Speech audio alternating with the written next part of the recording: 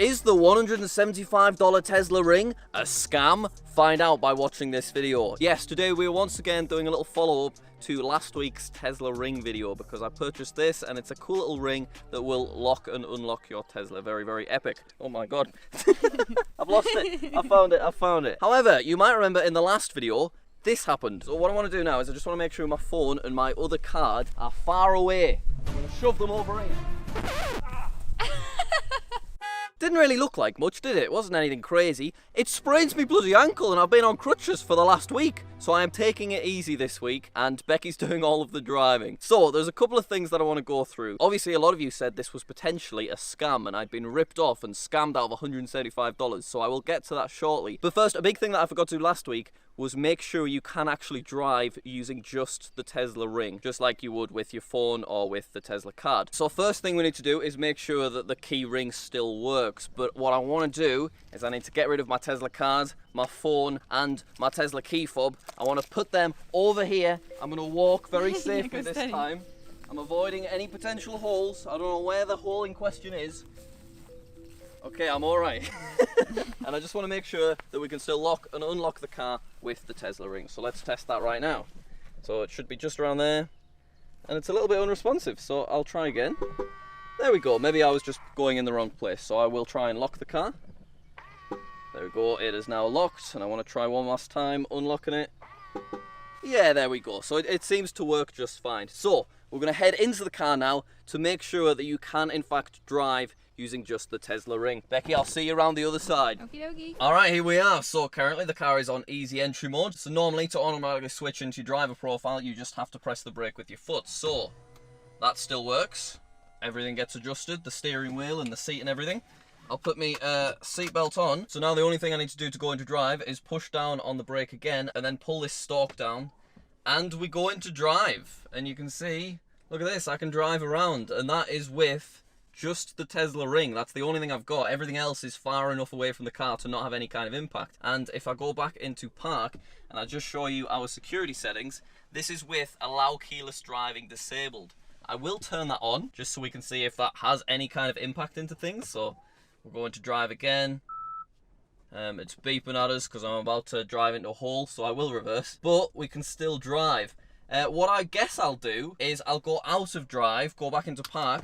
I'm going to leave Becky here. I'm going to put this with my collection of other stuff. And then I want to see if I can drive with nothing in the car, just to confirm exactly what's going on here. So I'm going to leave the door open because otherwise I will be locked out.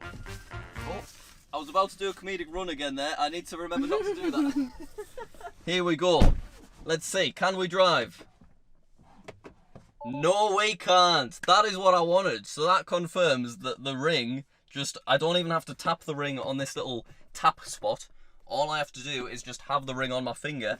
And apparently that's enough for the Tesla to allow you to drive wherever you want. Whereas if I don't have anything, can't go anywhere. Okay, so now let's move on and let's talk about this whole scam ring thing. Have I been scammed out of 130 quid or $175? So a lot of people in the comments of the first ring video basically said that you could do the exact same thing with a $5 NFC ring, just using a little NFC chip, which is apparently very, very cheap. Now, I did some research into this and I think you're wrong. I think it is more complicated than that. And I think if you do want to have something that's compatible with Tesla, you need to actually have one of the Tesla cards originally. A few people thought the same thing, but when I looked on Tesla forums, it seems like the standard cheap NFC chips don't work. So I did actually purchase one of these cheap NFC rings myself. I did a little test with it and there was no response. It would not pair to the Tesla. Now it might be possible that there's a more advanced process involved in officially pairing it, but from the car point of view, it doesn't seem possible. There wasn't anything else I could do in order to get this to pair. Now going back to the original Amazon products, obviously all of the Tesla rings are £100 and above. There's like 5 or so available. Now I'm sure it costs them a lot less than £100 in order to produce these things. You know, these cases seem like the kind of things that you just get off AliExpress for very, very cheap. But that's just the capitalist world we live in. We have not been scammed. It's just how selling stuff online works. But that's about it for the ring. Going back to the ring, it's still does not fit me at all, so I am going to have to send it back at some point. But we will purchase the correct size and we'll definitely leave a nice little review for the Amazon seller as well. The final thing that I wanted to test in this video is unrelated to the ring, and it is actually related to our Tesla key fob. What I'm going to do is I'm going to remove the key fob from its little sleeve. Remember, I had to purchase this sleeve for another extra 12 quid on top of this because it didn't just come with it, which was really annoying. But anyway, that's not what I'm here to talk about. Someone told us that if you hold down the boot for long enough, the charge port opens, and I can't think of anything more thrilling to end off this video than seeing the charge port open. So let's test that. Okay, so let me just make sure it's still working. I'm going to double click on the boot, and the boot opens. That's fantastic. Double click to close the boot. Brilliant stuff. And apparently all I do is hold down, and the charge port will open. I, for one, cannot wait. I'm holding down. Here we go. It did it! You weren't wrong! Brilliant. Thanks for watching. I know this was a bit of a smaller video today, but it's just because my foot's a bit dodgy and I don't want to do too much. But next week we have a pretty fun video planned related to checking out the different sports and steering wheel modes that the car has. So we'll be driving about. It'll be a lot of fun. Thank you very much for watching. Sorry about the guy that's jet skiing in a nature reserve. Not sure about that one. But yeah, we'll see you next week with another video.